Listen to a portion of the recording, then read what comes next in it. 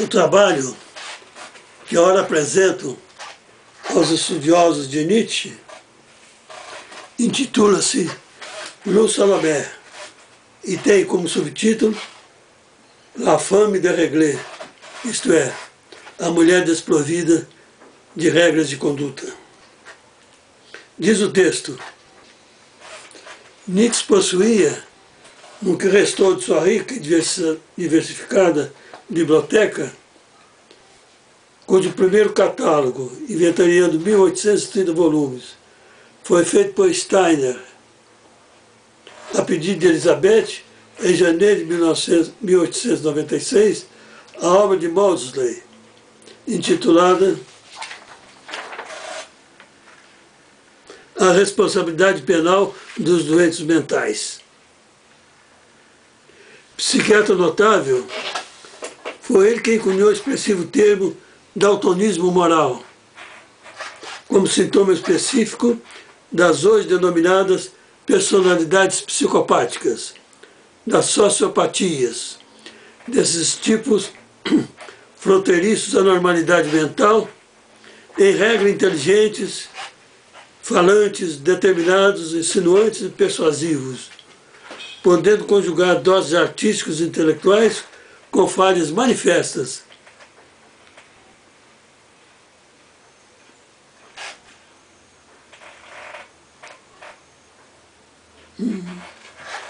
Na vida instintiva e afetiva, como realça Plácido e Silva. A Morel, grande alienista francês, nosógrafo eminente,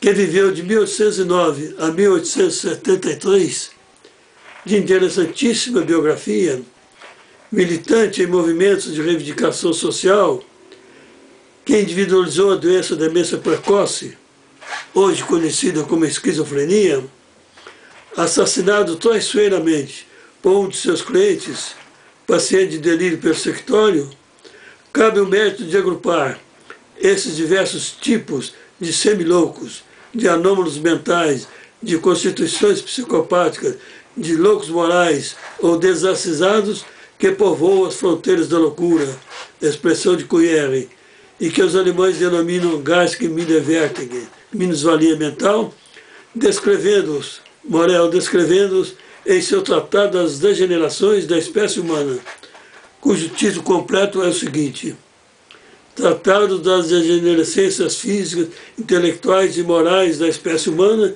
e das causas que produzem essas variedades mórbidas, acompanhado de 17 planchas pelo Dr. B. A. Morel. 3 anos depois, em 1860, ele publica seu famoso Tratado das Doenças Mentais. Foi esse alienista que introduziu no vocabulário psiquiátrico o termo degeneração.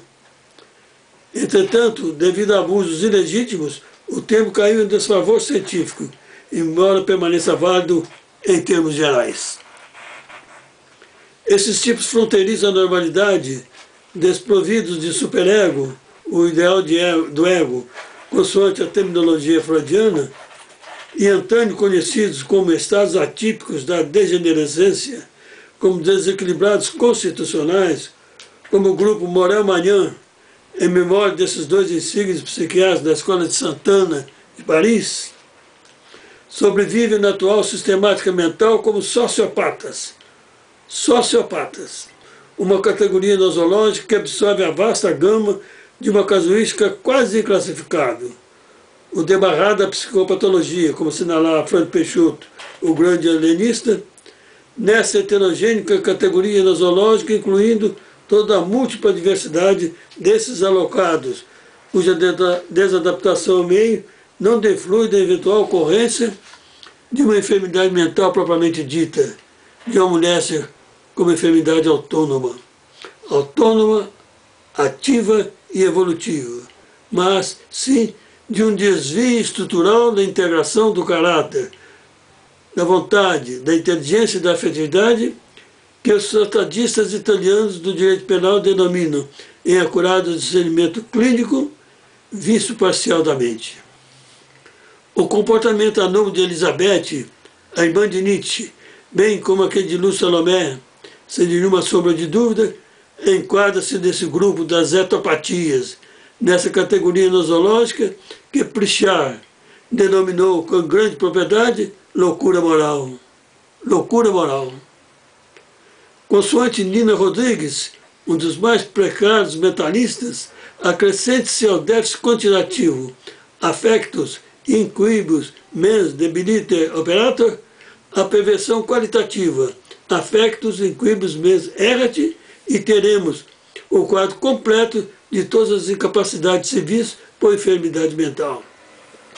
A estas, complementando o mestre, devemos acrescentar as sociopatias, affectus inquibus mens viciosi operator.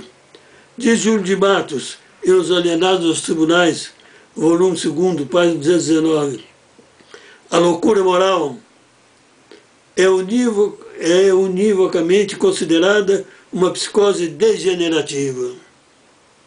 Os psiquiatras, no estudo de sua sintomatologia, põem em relevo o contraste entre a integridade intelectual do doente e suas profundas anomalias afetivas e morais.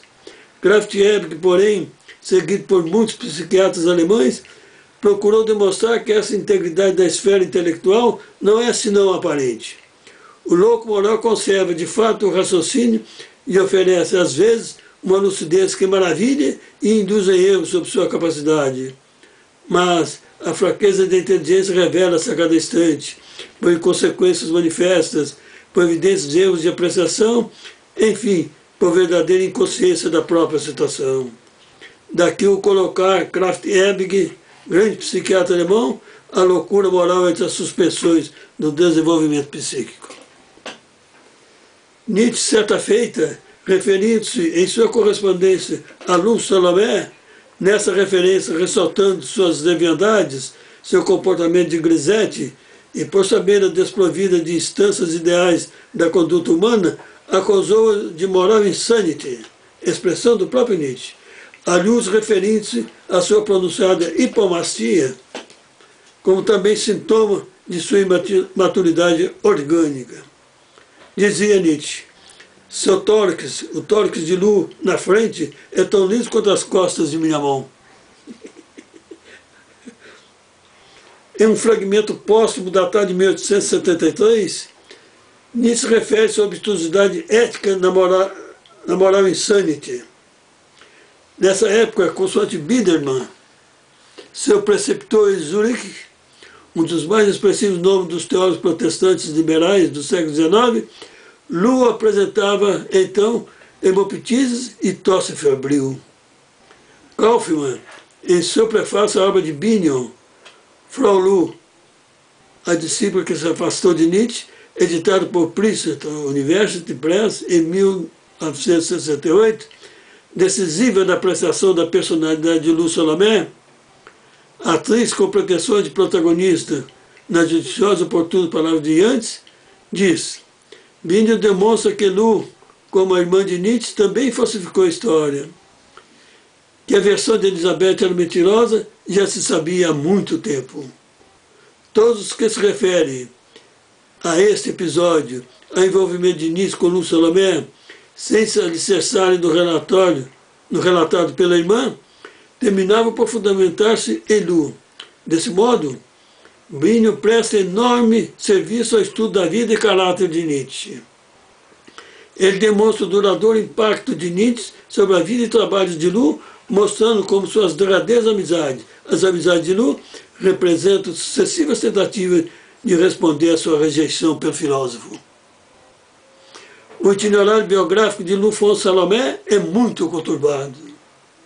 Aos 26 anos de idade, intimada por reiteradas ameaças e tentativas de suicídio por parte de Friedrich Karl Andreas, que a cortejava com insistência, Lu consentiu em casar-se com esse grande orientalista, secretamente, em 1º de novembro de 1887, impondo-lhe, porém, a condição prévia de matrimônio branco, isto é, sem vínculo carnal, casamento esse que, embora sua extensiva anormalidade, perdurou por 43 anos, até a morte de Andreas aos 84 anos.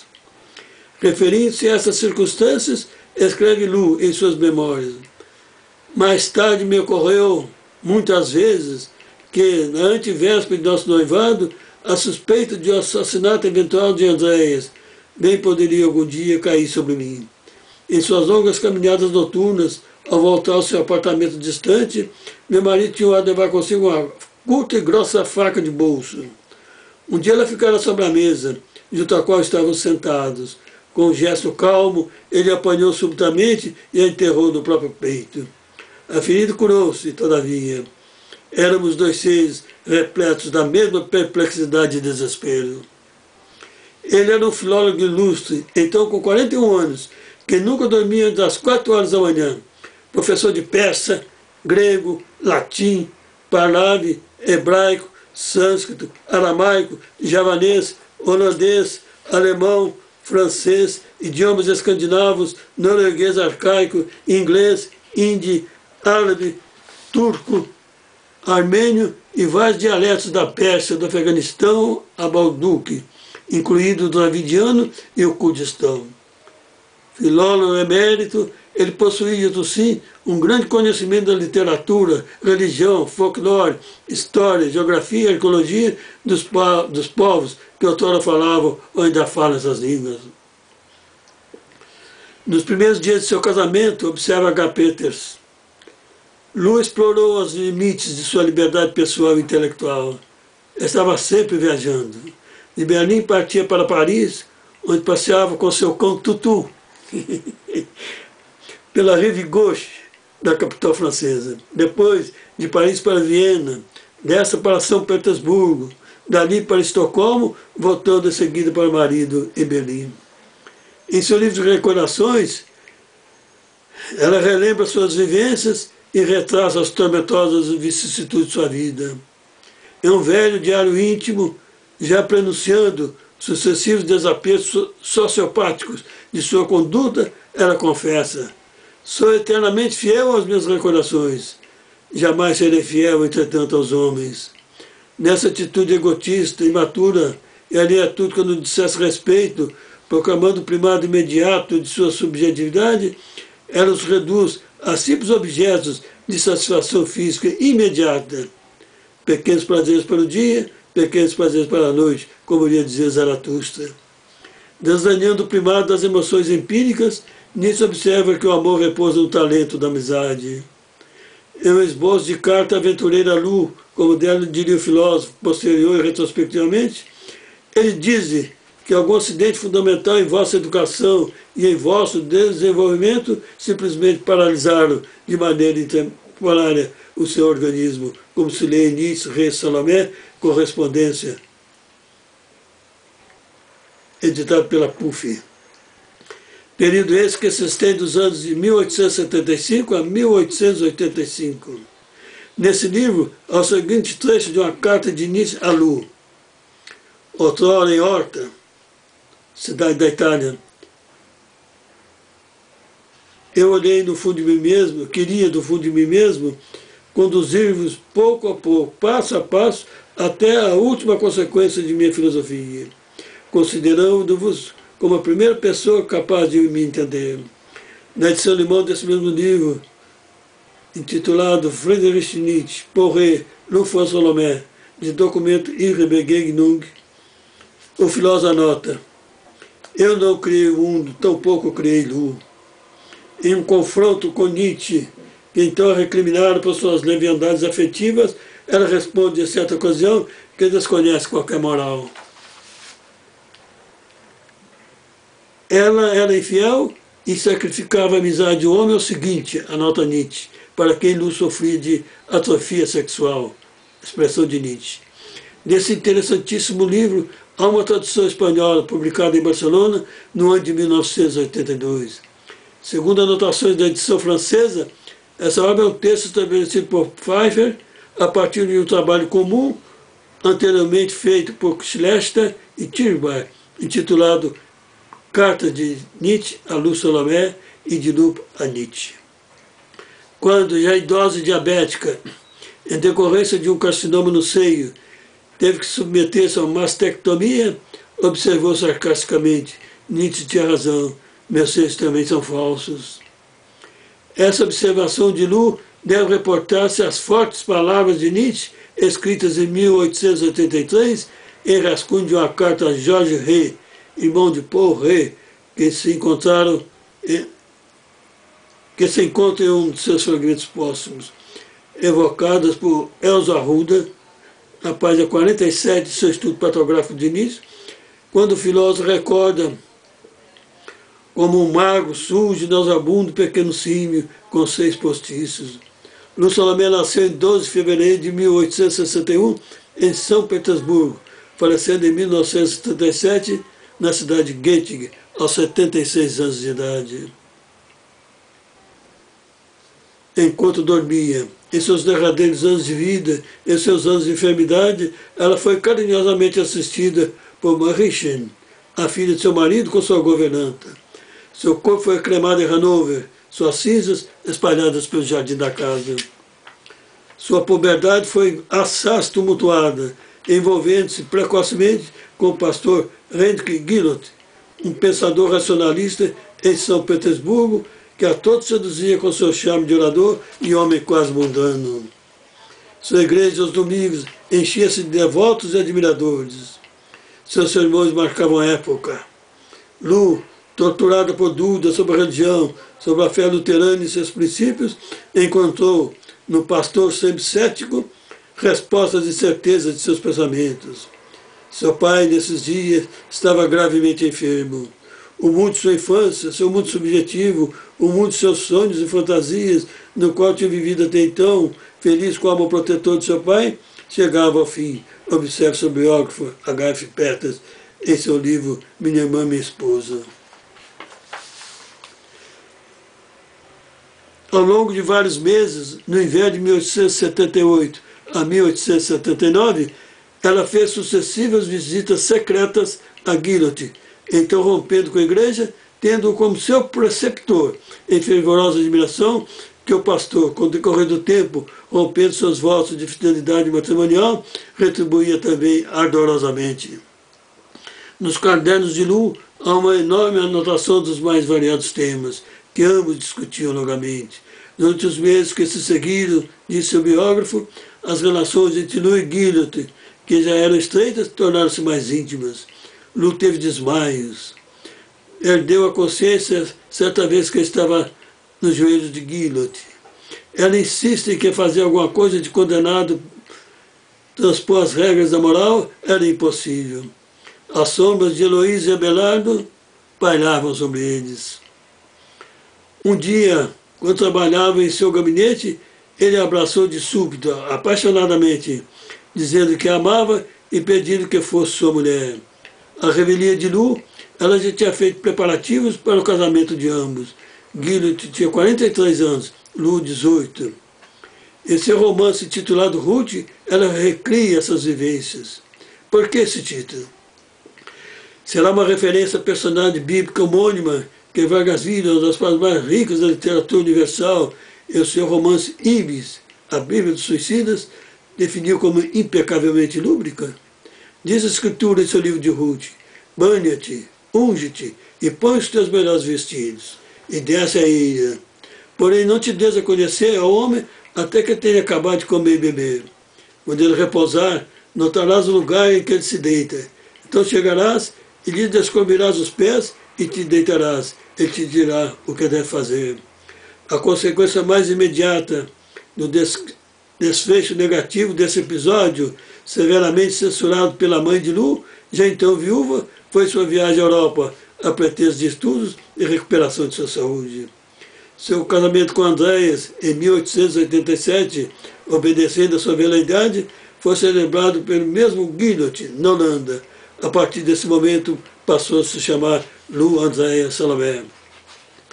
Seu celibato prolongado só foi rompido em 1895, 8 anos após esse estranho e mórbido matrimônio, quando, aos 37 anos de idade, já próximo da menopausa, entregou as primícias de sua virgindade a Dr. Pinneles, médico vienense, ao cunhado Zemek, seu marido oficioso, 7 anos mais novo que ela, alguns cronistas suspeitando, todavia, que ele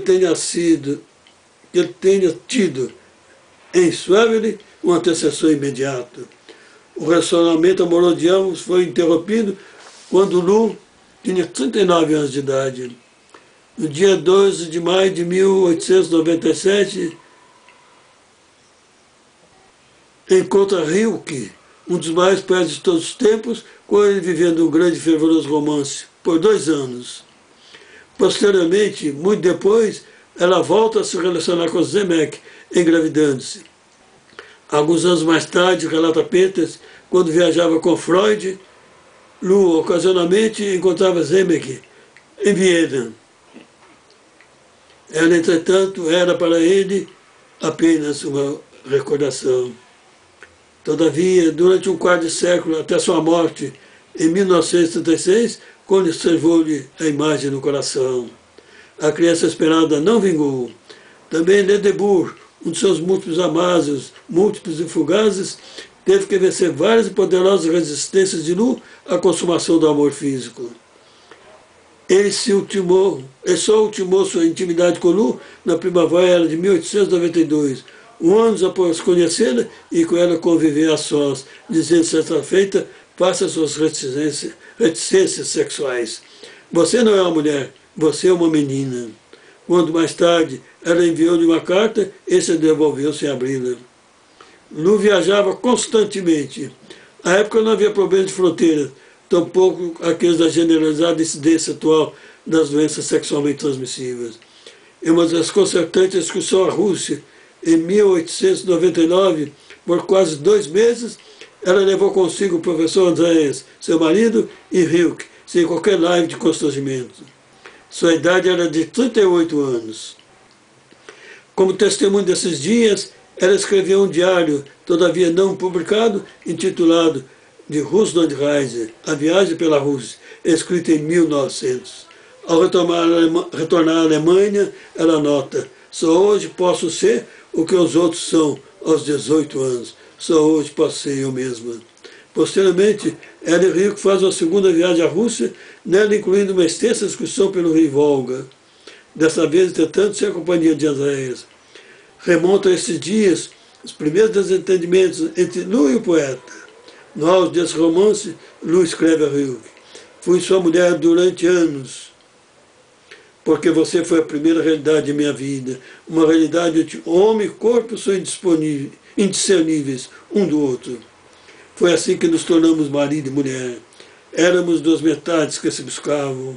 Éramos irmão e irmã, como no passado distante, antes que o casamento entre irmãos se tornasse sacrílego.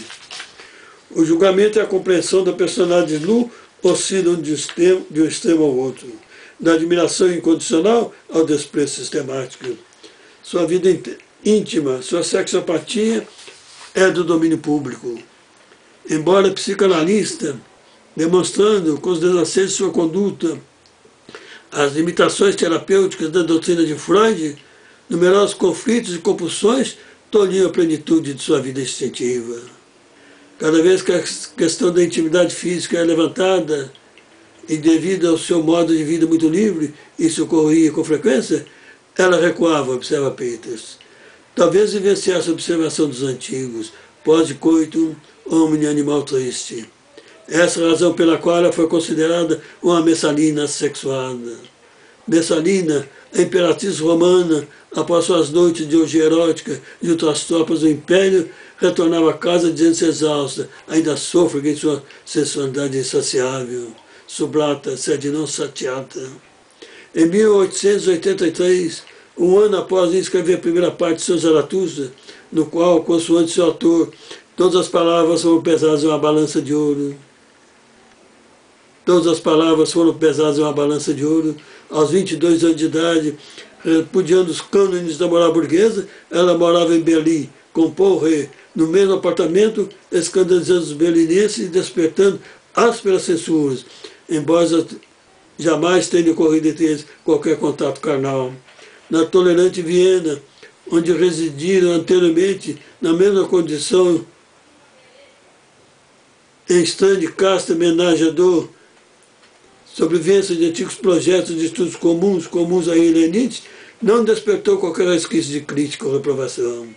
Lendo as palavras de amigos de ambos, ela relacionou uma espécie de dama de honra, sempre a acompanhando e por ela velando carinhosamente, nunca se queixando da repressão que impunha suas simpatias físicas por sua irmã inseparável, como dizia Nietzsche.